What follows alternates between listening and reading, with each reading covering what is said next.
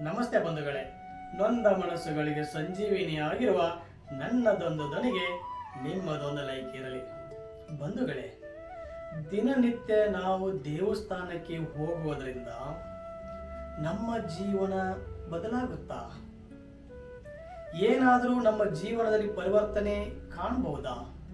ನಾನು ದಿನನಿತ್ಯ ದೇವಸ್ಥಾನಕ್ಕೆ ಹೋಗ್ತೀನಿ, ಕೈ ಮುಗಿದು ನಿಂತುಕೊಂಡು ದೇವರಲ್ಲಿ ಬೇಡುತ್ತೇನೆ. ಬೇಡುವುದರಿಂದ ನನಗೆ ಫಲ ಸಿಗುತ್ತಾ ಎನ್ನುವ ಪ್ರಶ್ನೆ 1000 ಕೋಟಿ ಜನಗಳಿಗೆ ಇದೆ. ಇದು ಪ್ರಶ್ನೆಯಾಗಿ ಉಳಿಯುತ್ತೆ. ಬಂಧುಗಳೇ, ಯಾರೋ ಏನೋ ಹೇಳಿದ್ರು, ಯಾರೋ ಆ ದೇವಸ್ಥಾನಕ್ಕೆ ಹೋಗಿ ಈ ದೇವಸ್ಥಾನಕ್ಕೆ ಹೋದ್ರೆ ಒಳ್ಳೆಯದಾಗುತ್ತೆ, ಎಲ್ಲ ದೇವಸ್ಥಾನ ಸುತ್ತಿದ್ರು ಕೂಡ ನಮಗೆ ಕೆಟ್ಟದ್ದೇ ಆಗ್ತಾ ಇದೆ ಅಲ್ಲ ಅಂತ ಕೆಲವರ ಭಾವನೆ. ಇಲ್ಲ, ನನಗೆ ಆ ದೇವರಿಗೆ ಹೋದರೆ ಒಳ್ಳೆಯದಾಗಿದೆ, ಈ ದೇವಸ್ಥಾನಕ್ಕೆ ಹೋಗೋದ್ರಿಂದ ಒಳ್ಳೆಯದಾಗಿದೆ, ನನಗೆ ಆ ದೇವರು ಈ ದೇವರು ಅನ್ನೋ ಒಂದು ಏನಿದೆಯಲ್ಲ, ಆ ಒಂದು ಕಲ್ಪನೆ ಇದೆಯಲ್ಲ, ನಾವು ಆ ದೇವರಿಗೆ ಹೋದರೆ ಒಳ್ಳೆಯದಾಗುತ್ತೆ ಅನ್ನುವ ಒಂದು ಕಲ್ಪನೆ ಇದೆಯಲ್ಲ. ದೇವರಲ್ಲಿ ಕೂಡ ನಾವು ಶ್ರೀಮಂತ ದೇವರು, ಬಡವರ ದೇವರು, ಒಳ್ಳೆಯ ದೇವರು, ಕೆಟ್ಟ ದೇವರು, ಅಲ್ಲಿಗೆ ಒಳ್ಳೆಯದು ಇಲ್ಲಿಗೆ ಒಳ್ಳೆಯದು, ಆ ದೇವರು ದೊಡ್ಡದು ಈ ದೇವರು ಚಿಕ್ಕದು ಅಂತ ನಿಂದನೆ ಮಾಡಿಕೊಂಡು ಅಲ್ಲಿ ಕೂಡ ನಾವು ತಾರತಮ್ಯ ದೇವರಲ್ಲೂ ಕೂಡ ಮಾಡಿ ದೇವಸ್ಥಾನಕ್ಕೆ ಹೋಗಿ ಹರಕೆಯನ್ನ ಹೊತ್ತು ದೇವರಲ್ಲಿ ಬೇಡಿಕೊಂಡರೆ ದೇವರು ನಮಗೆ ಒಲಿಯುವುದೇ? ಇದು ಪ್ರಶ್ನೆಯಾಗಿ ಉಳಿದಿದೆ ಎಷ್ಟೋ ಜನಕ್ಕೆ. ನಾನು ಹೇಳೋದಿಷ್ಟೇ, ಹೋಗಿ ದೇವಸ್ಥಾನಕ್ಕೆ ಹೋದ್ರೆ ದೇವರು ಏನಾದರೂ ನಿಮ್ಮ ಮುಂದೆ ಬಂದು ಪ್ರತ್ಯಕ್ಷನಾದರೆ ನೀವೇನ್ ಕೇಳ್ಕೋಬಹುದು? ನಮಗೆ ಏನ್ ಬೇಡ ಅದನ್ನೆಲ್ಲ ಕೇಳ್ಕೊಂಡ್ಬಿಡ್ತೀವಿ. ಆರೋಗ್ಯ ಒಂದು ಬಿಟ್ಟು ಬೆಳ್ಳಿ ಬಂಗಾರ, ಜಮೀನು, ಬಂಗ್ಲೆ, ಇನ್ನೊಂದು ಮತ್ತೊಂದು ಕಾರು, ಏನೇನೋ ಕೇಳ್ಕೊಂಡು ವಾಪಸ್ ಬರ್ತೀವಿ. ನಾವು ಕೇಳ್ಕೋಬೇಕಾಗಿರೋದನ್ನೇ ಮರೆತು ಬಿಟ್ಟು. ಹೌದು, ದೇವಸ್ಥಾನಕ್ಕೆ ಹೋಗೋದ್ರಿಂದ ನಿಜವಾಗ್ಲೂ ನಾವು ಉದ್ಧಾರ ಆಗ್ತೇವಾ? ನಮ್ಮ ಜೀವನ ಶೈಲಿ ಚೇಂಜ್ ಆಗುತ್ತಾ ಅನ್ನೋಕೆ ಪ್ರಶ್ನೆಗೆ ಉತ್ತರ, ನಾನು ಹೇಳಿದ ಹಾಗೆ ಮಾಡಿ ದೇವಸ್ಥಾನಕ್ಕೆ ಹೋಗಿ ಬಂದು ಹೊರಗಡೆ ಕುಳಿತುಕೊಂಡು 1 ಗಂಟೆ ಧ್ಯಾನ ಮಾಡಿ ನಿಮ್ಮನ್ನ ನೀವು ಕೇಳಿಕೊಳ್ಳಿ. ಹೌದು, ನನ್ನ ಆತ್ಮ ಶುದ್ಧಿ ಆಗಿದೆಯಾ? ನನ್ನ ಒಳಗಡೆ ಜ್ಞಾನ ಶುದ್ಧಿ ಆಗಿದೆಯಾ? ನಾನು ಮಾಡ್ತಿರುವ ಕೆಲಸ ಏನು?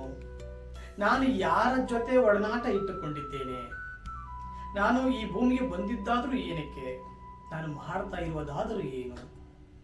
ನನ್ನ ತಂದೆ ತಾಯಿ ಏನು? ನನ್ನ ಬಂಧು ಬಳಗ ಏನು? ನನ್ನ ಅಣ್ಣ ತಮ್ಮ ಏನು? ಅಕ್ಕ ತಂಗಿ ಏನು? ನನ್ನ ಗೆಳತಿಯರು ಯಾರು ಏನು? ಇದನ್ನೆಲ್ಲ ಒಂದು ಪರಿಶೀಲನೆ ನಿಮ್ಮ ಒಳಗಡೆ, ನಿಮ್ಮ ಆಂತರಿಕ ಒಳಗಡೆ ಯೋಚನೆ ಮಾಡಿ. ಈಗ ನಿಮ್ಮೊಳಗಡೆ ಜ್ಞಾನ ಇದ್ರೆ ಗ್ರಂಥಾಲಯಕ್ಕೆ ಹೋಗೋ ಅವಶ್ಯಕತೆ ಇಲ್ಲ. ಗ್ರಂಥಾಲಯಕ್ಕೆ ಹೋದ್ರೂ ಕೂಡ ಜ್ಞಾನ ಬರದೆ ಹೋದರೆ ಏನು ಪ್ರಯೋಜನ ಗ್ರಂಥಾಲಯಕ್ಕೆ ಹೋಗೋದ್ರಿಂದ? ಹಾಗೆಯೇ ನಿಮ್ಮ ಆತ್ಮ ಶುದ್ಧಿ ಇಲ್ಲ ಅಂದ್ರೆ, ನಿಮಗೆ ಜ್ಞಾನದ ಒಂದು ದೃಷ್ಟಿಕೋನ ಇಲ್ಲ ಅಂತ ಹೇಳಿದ್ರೆ, ಯಾರ ಜೊತೆ ಹೇಗೆ ನಡ್ಕೋಬೇಕನ್ನೋದೇ ಗೊತ್ತಿಲ್ಲ ಅಂದಾಗ, ನಿಮ್ಮ ಜೀವನ ಶೈಲಿ ಏನಂತ ನಿಮಗೆ ಗೊತ್ತಾಗದೇ ಇದ್ದಾಗ ದೇವರ ಬಳಿ ಹೋಗಿ ಏನ್ ಕೇಳ್ತೀರಾ ಅಲ್ವಾ? ಇದಕ್ಕೆ ಪ್ರಶ್ನೆಯಾಗಿ ಉಳ್ಕೊಳ್ತಾ ಹೋಗುತ್ತೆ. ಆದ್ದರಿಂದ ನಾವು ಮೊದಲು ದೇಹವನ್ನ ಶುದ್ಧ ಮಾಡುವುದಕ್ಕಿಂತ ಮುಂಚೆ ಆತ್ಮವನ್ನ ಶುದ್ಧ ಮಾಡ್ಕೋಬೇಕು. ಆತ್ಮ ಶುದ್ಧಿ ಆಗ್ಬೇಕು. ಎಷ್ಟು ಫಲವಿದ್ದರೇನು ಪ್ರಯೋಜನ ಆತ್ಮಶುದ್ಧಿ ಇಲ್ಲದೆ ಹೋದರೆ? ನಾವು ನೋಡುವ ದೃಷ್ಟಿ ಕೋನ ಬದಲಾಗಬೇಕು. ಈಗ ಅದೇ ದೇವಸ್ಥಾನಕ್ಕೆ ಹೋಗ್ಬೇಕಾದ್ರೆ ಪ್ರಸಾದ ಅಂತ ಹೇಳ್ತೀವಿ, ಅದಕ್ಕೆ ಈ ಕಡೆಯಿಂದ ಹೋಗ್ತಾ 2 ಬಾಳೆಹಣ್ಣು ತಗೊಂಡು ಹೋಗ್ತೀವಿ. ನಾವು ಅಂಗಡಿಯಲ್ಲಿ ಹೋಗಿ 2 ಬಾಳೆಹಣ್ಣು, ಹೂವು, ಕಾಯಿ ಕೊಡು ಅಂತ ಹೇಳ್ತೀವಿ. ಹೋಗ್ಬೇಕಾದ್ರೆ ದೇವಸ್ಥಾನದ ಗರ್ಭಗುಡಿಯಿಂದ ಆಚೆ ಬರುವಾಗ ಅದು ಪ್ರಸಾದವಾಗಿ ಪರಿವರ್ತನೆ ಆಗುತ್ತೆ ಅನ್ನೋದಾದ್ರೆ ಯಾಕೆ ಬಾಳೆಹಣ್ಣಂತ ಯಾಕೆ ಹೇಳಿಲ್ಲ ನಾವು ಬರಬೇಕಾದ್ರೆ? ಪ್ರಸಾದ ತಗೊಳ್ಳಿ, ಪ್ರಸಾದ ಅಂತ ಹೇಳ್ತೀವಂದ್ರೆ ಅಲ್ಲಿ ಬಾಳೆಹಣ್ಣು ಹಾಗೆ ಇತ್ತು. ನಾವು ನೋಡುವ ದೃಷ್ಟಿ ಇದೆಯಲ್ಲ ಬದಲಾಯಿತು. ಬಾಳೆಹಣ್ಣು ಹೋಗಿ ಪ್ರಸಾದ ಆಯಿತು. ಈ ದೃಷ್ಟಿಕೋನ ಬದುಕಿನಲ್ಲಿ ನಾವು ಬದಲಾವಣೆ ಮಾಡಿಕೊಂಡಿದ್ದೇವ? ಸಮಾಜದ ಪರಿವರ್ತನೆಗೆ ನಾವು ಏನಾದರೂ ಚಿಂತನೆ ಮಾಡಿದ್ದೇವಾ? ನಮ್ಮ ಕುಟುಂಬದ ಬಗ್ಗೆ ನಾವು ಏನಾದರೂ ಚಿಂತನೆ ಮಾಡಿದ್ದೇವಾ? ನಾವು ಈ ಭೂಮಿಗೆ ಬಂದಿದ್ದೀವಿ, ಈ ಮಣ್ಣನ್ನು ಸಂರಕ್ಷಣೆ ಮಾಡುವುದು ನಮ್ಮ ಕರ್ತವ್ಯ ಅಂತ ಏನಾದರೂ ನಾವು ಭಾವಿಸಿದ್ದೇವಾ? ನೋಡಿ, ನಾವು ಸಮಾಜದಲ್ಲಿ ಯಾವ ರೀತಿ ಬದುಕ್ತಾ ಇದ್ದೀವಿ ಅನ್ನೋದನ್ನ ಪರಿಶೀಲನೆ ಮಾಡಿಕೊಂಡಿದ್ದೇವಾ?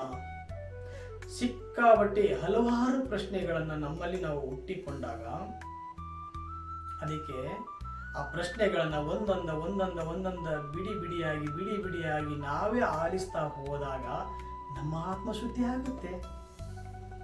ಇಷ್ಟೇ ಸಿಂಪಲ್. ಅವಾಗ ನೋಡಿ, ನಿಮ್ಮ ಆತ್ಮರಂಗ ಏನಂತ ಇದೆಯಲ್ಲ, ಹೃದಯ ಒಳಗಡೆ ಆತ್ಮಶುದ್ಧಿ ಅನ್ನೋದೇನಿದೆಯಲ್ಲ, ಇದೆಲ್ಲ ಮಾಡ್ತಾ ಬನ್ನಿ.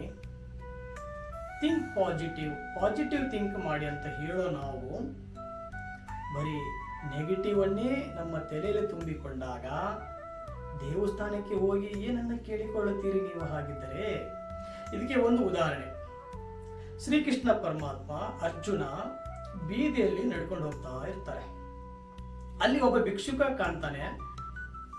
ಶ್ರೀಕೃಷ್ಣ ಪರಮಾತ್ಮನ ಅರ್ಜುನ ಕೇಳ್ತಾನೆ, ಯಾಕೆ ಭಗವಂತ ಇವರೆಲ್ಲ ಭಿಕ್ಷೆ ಬಿಡ್ತಾ ಇದ್ದಾರೆ, ಯಾಕೆ ಇಷ್ಟೊಂದು ಬಡತಾನ ಅಂತ ಕೇಳ್ತಾರೆ. ಏನು ಉತ್ತರ ಕೊಡೋದಿಲ್ಲ ಶ್ರೀಕೃಷ್ಣ ಪರಮಾತ್ಮ. ಮುಂದೆ ಹೋಗ್ತಾನೆ. ಅವಾಗ ಅರ್ಜುನ ಹಿಂದೆ ಉಳಿದು ತನ್ನಲ್ಲಿ ಚಿನ್ನದ ನಾಣ್ಯಗಳನ್ನ ಕೊಡ್ತಾನೆ ಭಿಕ್ಷುಕನಿಗೆ.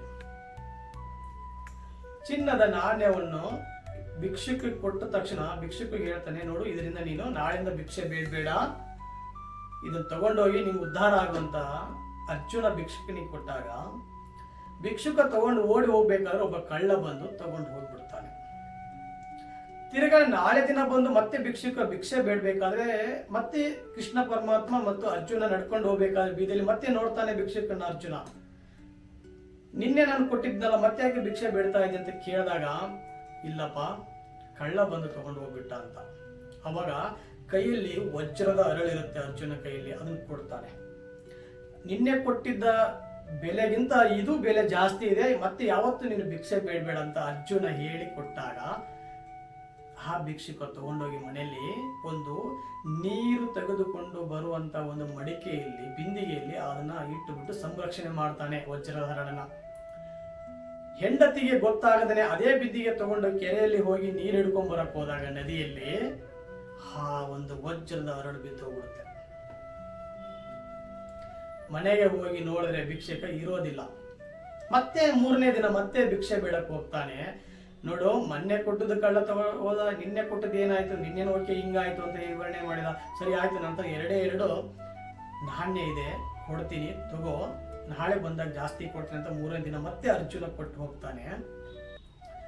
ಅವಾಗ ಆ ಭಿಕ್ಷಕನ ತಲೆಯಲ್ಲಿ ಓಡೋದು ಏನಂತ ಹೇಳಿದ್ರೆ, ಈ 2 ಕಾಯಿನ್ ತಗೊಂಡು ಏನ್ ಮಾಡಿ, ಈ 2 ನಾಣ್ಯವನ್ನು ತಗೊಂಡು ನಾನು ಏನ್ ಮಾಡ್ಲಿ ಅಂತ ಹೇಳಿ ಯೋಚನೆ ನೋಡ್ತಾ ಇರ್ಬೇಕಾದ್ರೆ ಒಂದು ಮೀನು ಮಾರುವಂತ ಒಬ್ಬ ವ್ಯಕ್ತಿ ನೋಡ್ತಾನೆ. ಅದರಲ್ಲಿ ಒಂದು ಮೀನು ಒದ್ದಾಡ್ತಾ ಇರುತ್ತೆ, ಜೀವ ಇಲಿಬಿಲಿ ಅಂತ ಒದ್ದಾಡ್ತಾ ಇರುತ್ತೆ. ನೋಡಿ ಹೋಗಿ ಅದನ್ನ ಜೀವ ಉಳಿಸ್ಬೇಕಂತೇಳಿ ಆ 2 ನಾಣ್ಯ ಕೊಟ್ಟು ಆ ಮೀನು ತಗೊಂಡು ಬಂದು ಹೆಂಗಾರ ಮಾಡಿ ನೀರಿನಲ್ಲಿ ಹಾಕಿ ಜೀವ ಬದುಕಿಸ್ಬೇಕಂತ ಯೋಚನೆ ಮಾಡ್ತಾನೆ ಆ ಭಿಕ್ಷುಕ. ಹೋಗ್ತಾನೆ, ಆ ಮೀನುಗಾರನಿಗೆ ಆ 2 ನಾಣ್ಯ ಕೊಟ್ಟು ಆ ಮೀನು ತಗೊಂಡ್ಬರ್ತಾನೆ. ತಗೊಂಡ್ಬಂದು ಇನ್ನೇನು ನೀರೆಲ್ಲ ಹಾಕ್ಬೇಕನ್ನಾಗ ಬಾಯಿಂದ ಒಂದು ವಜ್ರದ ಉಂಗುರ ಬರುತ್ತೆ. ಮರುದಿನ ಬಂದು ಮತ್ತೆ ಭಿಕ್ಷೆ ಬೇಡ ಕುತ್ಕೊಂಡಾಗ, ಏನಪ್ಪ 4ನೇ ದಿನ ಮತ್ತೆ ಬಂದಿದೆ, ಇಲ್ಲ ನನಗೆ ಈ ತರ ಆಯ್ತು, ನನಗೆ ವಜ್ರದ ಉಂಗುರ ಸಿಕ್ತು ಅಂತ ಹೇಳಿ ಹೇಳಿದಾಗ, ಸಿಕ್ತು ಅಂತ ಹೇಳಿ ಈ ತರ ಒಂದು ವಾಕ್ಯವನ್ನ ಪದೇ ಹೇಳಿದಾಗ, ಮೊದಲನೇ ದಿನ ಏನು ನಾಣ್ಯವನ್ನ ತಗೊಂಡು ಹೋಗಿದ್ನಲ್ಲ ಕಳ್ಳ, ಅದನ್ನ ಕೇಳಿಸ್ಕೊಂಡು ಸಿಕ್ತು ಅಂದಾಗ ನನ್ನೇ ಹಿಡಿದ್ಬಿಟ್ರು ಅಂತ ಹೇಳಿ ಬಂದು ಕೈ ಕಾಲು ಹಿಡಿದ್ಬಿಟ್ಟು, ಇಲ್ಲ ಯಾರಿಗೆ ಹೇಳ್ಬೇಡ ಅಂತ ಮೊದಲನೇ ದಿನ ಕಳ್ತನ ಮಾಡ್ಕೊಂಡು ಹೋದಂತ ವ್ಯಕ್ತಿ ಅದನ್ನು ತಂದು ಕೊಟ್ಬಿಡ್ತಾನೆ. ಅಲ್ಲಿಗೆ ಮೊದಲನೇ ದಿನದ ನಾಣ್ಯಗಳು, 2ನೇ ದಿನದ ವಜ್ರದ ಹರಳು ಅವನ ಕೈಗೆ ಹುಡುಕಂತು. ಅದನ್ನ ಶ್ರೀಕೃಷ್ಣ ಪರಮಾತ್ಮನ ಅರ್ಜುನ, ಏನಪ್ಪ ಪರಮಾತ್ಮ ನಿನ್ನ ಮಹಿಮೆ ಅಂತ ಅಂದಾಗ ಶ್ರೀಕೃಷ್ಣ ಪರಮಾತ್ಮ ಹೇಳ್ತಾನೆ, ನೋಡು, ಮೊದಲನೇ ದಿನ ತನಗೋಸ್ಕರ ಯೋಚನೆ ಮಾಡಿದ, ಎರಡನೇ ದಿನ ತನಗೋಸ್ಕರ ಯೋಚನೆ ಮಾಡಿದ, ಮೂರನೇ ದಿನ ಒಂದು ಮೀನವನ್ನ ಅಂದ್ರೆ ಇನ್ನೊಂದು ಜೀವವನ್ನ ಉಳಿಸ್ಬೇಕಂತ ಯೋಚನೆ ಮಾಡಿದ್ನಲ್ಲ, ಅದನ್ನ ನಾನು ನೋಡಿ ಮತ್ತೆ ಅವನ್ನ ಉಳಿಸೋಕೆ ನಾನು ಪ್ರಯತ್ನ ಮಾಡಿದೆ. ಅಂದ್ರೆ ಕರ್ಮ ರಿಟರ್ನ್. ಅಂದ್ರೆ ನಾವು ಇನ್ನೊಬ್ಬರನ್ನ ಉಳಿಸೋಕೆ ಯೋಚನೆ ಮಾಡಿದ್ರೆ ಪರಮಾತ್ಮ ನಮ್ಮನ್ನು ಉಳಿಸೋಕೆ ಯೋಚನೆ ಮಾಡ್ತಾನೆ. ಯಾವತ್ತೂ ಇನ್ನೊಬ್ಬರ ಒಳಿತನ್ನ ಬಯಸಬೇಕು ವಿನಃ ಇನ್ನೊಬ್ಬರ ಕೆಡುಕನ್ನು ಬಯಸಬಾರದು. ಹಾಗಿದ್ದರೆ ಈ ತರ ಒಂದು ಒಳ್ಳೆಯ ವಿಚಾರವನ್ನ ನಿನ್ನಲ್ಲಿ ನೀನು ಅಳವಡಿಸಿಕೊಂಡಾಗ ನಿನ್ನ ಆತ್ಮಶುದ್ಧಿ ಆಗುತ್ತೆ. ಆತ್ಮಶುದ್ಧಿ ಆದ್ರೆ ದೇವಸ್ಥಾನಕ್ಕೆ ಹೋಗೋದು ತಪ್ಪು ಅಂತ ಹೇಳ್ತಾ ಇಲ್ಲ. ದೇವಸ್ಥಾನಕ್ಕೆ ಹೋದಾಗ ನಿನ್ನ ಆತ್ಮಶುದ್ಧಿ ಇಟ್ಕೊಂಡು ಹೋದಾಗ ನೀನು ಏನೇ ಕೇಳ್ಕೊಂಡ್ರು ಭಗವಂತ ಕೊಡಬಲ್ಲದು. ನೀನು ಏನೇ ಕೇಳ್ಕೊಂಡ್ರು ಭಗವಂತ ಕೊಡ್ತಾರೆ. ನಿನ್ನಲ್ಲಿ ಆತ್ಮಶುದ್ಧಿನೇ ಇಲ್ಲ, ಮಾಡೋದೆಲ್ಲ ಬೇರೆ, ಏನೇನೋ ಮಾಡಿ ಹೋಗಿ ನಾನು ಒಳ್ಳೆಯವನು, ನಾನು ಹೀಗೆ ಹಾಗೆ, ನನಗೆ ಇದನ್ನು ಕೊಡು ಅದನ್ನು ಕೊಡು ಅಂತ ಹೇಳಿದ್ರೆ ಭಗವಂತ ಕೊಡಕ್ಕಾಗಲ್ಲ. ಇದೇ ಉದಾಹರಣೆ, ಭಿಕ್ಷಕಂದೇ ಉದಾಹರಣೆ. ಕೊಟ್ಟ ಮೊದಲನೇ ದಿನ ಇನ್ಯಾರೋ ಕದ್ಕೊಂಡು ಹೋದ್ರು, ಬಟ್ ತನಗೋಸ್ಕರ ಯೋಚನೆ ಮಾಡಿದ. ಎರಡನೇ ದಿನದ್ದು ಕೂಡ ಹೋಗಿ ಮಡಿಕೆಯಲ್ಲಿಟ್ಟ, ತನಗೋಸ್ಕರ ಯೋಚನೆ ಮಾಡಿದ. ಮೂರನೇ ದಿನ ಅಲ್ಪ ಅಮೌಂಟ್ ಆಗಿದ್ರು ಕೂಡ ಆ ಮೀನವನ್ನ ಉಳಿಸ್ಬೇಕಂತ ಯೋಚನೆ ಮಾಡಿದ. ಅಂದ್ರೆ ಇನ್ನೊಂದು ಜೀವವನ್ನು ಉಳಿಸೋಕೆ ಯೋಚನೆ ಮಾಡಿದ ಭಿಕ್ಷುಕ. ಅಲ್ಲಿ ತಾನು ಕಳ್ಕೊಂಡು ಒಂದನೇ ದಿನದ್ದು ಎರಡನೇ ದಿನದ್ದು ವಾಪಸ್ ಮತ್ತೆ ಅವನಿಗೆ ಬಂತು.